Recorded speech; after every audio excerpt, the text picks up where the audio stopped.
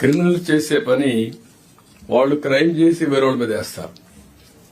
ఇక్కడుండే police officers administration ఒక అందరికీ నేను చెప్తున్నా, same thing 2019 before elections Vivekananda Reddy murder. First murder జరిగింది, సాక్షి టీవీలో వస్తుంది, గుండెపోటుతో చనిపోయాడని. సాయంత్రం వరకు ఎవరు వీళ్ళు రారు. సాయంత్రం వచ్చి ఆయన కూతురు అడుగుతుంది పోస్ట్ మార్టం చేయమని. పోస్ట్ మార్టం చేస్తే గుండెపోటు కాదు, గొడ్డలిపోటు అని తేలుస్తారు. రూమ్ అంతా రక్తం, బెడ్రూమ్ అంతా రక్తం. అయినా కూడా ఆ కేసుని గుండెపోటుని చెప్పే ధైర్యం వచ్చిందంటే సాయంత్రానికి మార్చేసి మా తండ్రి లేడు, చిన్నాను కూడా చంపేశారు, నేను అనాథనైపోయానని ఒక సింపతి కార్డు పే చేయడం. నెక్స్ట్ డే కోర్టు పోయి ఈ ఇష్యూ మాట్లాడకూడదని క్యాగ్ ఆర్డర్ తేవడం. తెచ్చిన తర్వాత అధికారం వస్తానే సిబిఐ అవసరం లేదని ముందు అడిగిన తర్వాత మళ్ళా వద్దని చెప్పి అడ్డం పెట్టి ఇన్వెస్టిగేషన్ చేసి సిబిఐ ఆఫీసర్ని అరెస్ట్ వారెంట్ ఇవ్వడం. You cannot imagine all these things. Next day పేపర్లో నేను చంపేశానని, నారాసుర రక్త చరిత్రని పేపర్లు రాయడం.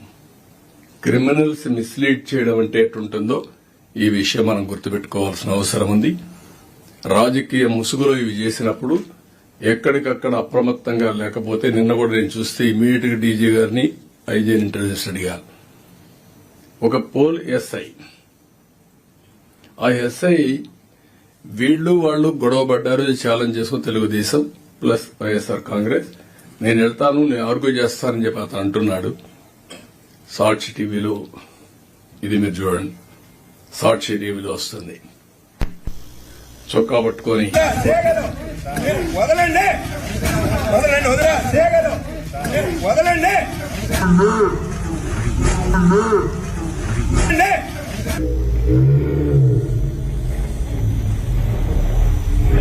ఇది చూపిస్తా, చొక్కా పట్టుకోండి. వదలండి వదలండి ఓకే, అంటే 36 మంది చంపేశారని ఢిల్లీ ధర్నా చేస్తారు. పేర్లు ఇమ్మంటే ఎఫ్ఐఆర్ ఇమ్మంటే ఇవ్వరు. ఇది నేను చాలా సీరియస్ గా తీసుకుంటున్నా. ఎందుకంటే రాజకీయ ముసుగులో నేరాలు చేసి తిరిగి మన మీద వేసే పరిస్థితి వచ్చినప్పుడు ఆ ముసుగు తీయవలసిన బాధ్యత మన మీద ఉంది. తెలుగుదేశం పార్టీ కూడా ఎక్కడైనా గొడవ చేస్తే డెఫినెట్ గా నేను క్లియర్ గా చెప్తున్నా, 5 సంవత్సరాల్లో చేసిన తప్పులు వెలికితీసి పనిష్ చేస్తున్నాం. ఇప్పుడు ఎవరైనా తప్పు చేసినా వాళ్ళకు కూడా ఆ పరిస్థితి వస్తుంది. ఎవరు చేయక్కరు, చట్టాన్ని ఎవరు కూడా చేతలేక తీసుకోకుండా చట్ట ప్రకారం తప్పులు చేసినట్టు శిక్షిస్తాం. ఇది నా సిద్ధాంతం, దానికి అబైడ్ అవుతాం. దయచేసి మీరు కూడా ఎక్కడ కూడా స్పేర్ చేయకుండా ఉండాల్సిన అవసరం ఉంది. ఇక్కడికి వచ్చినప్పుడు డిపార్ట్మెంట్ 2 నెలలుగా నేను చూస్తున్నా, గంజాయి ఒక పక్క, ఆడవాళ్లపైన సైబర్ క్రైమ్ ఒక పక్క, ఆడవాళ్లపైన దౌర్జన్యాలు ఒక పక్క. ఒక్కొక్కసారి ఎవ్రీ డే ఈ ఇష్యూస్ మేజర్ ఇష్యూస్ అయ్యే పరిస్థితికి వచ్చాయి.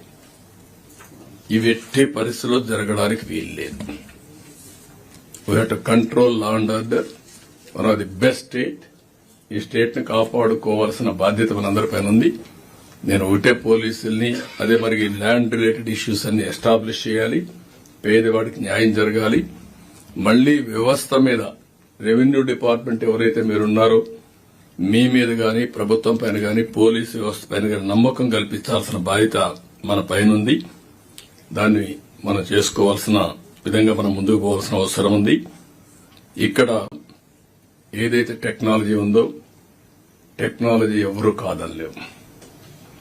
ఎవడు తప్పు చేసినా కరెక్ట్ ఎవిడెన్స్ ఎస్టాబ్లిష్ చేసి ఒకరిద్దరిని పనిష్ చేస్తే law and order automatic control అవుతుంది.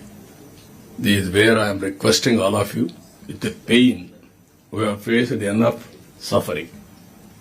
పబ్లిక్ కూడా ఎనఫ్ సఫరింగ్ జరిగింది. మళ్ళా జరగకుండా చూడవలసిన బాధ్యత, లా అండ్ ఆర్డర్ ని మెయింటైన్ చేయాల్సిన బాధ్యత మన అందరిపైన ఉంది.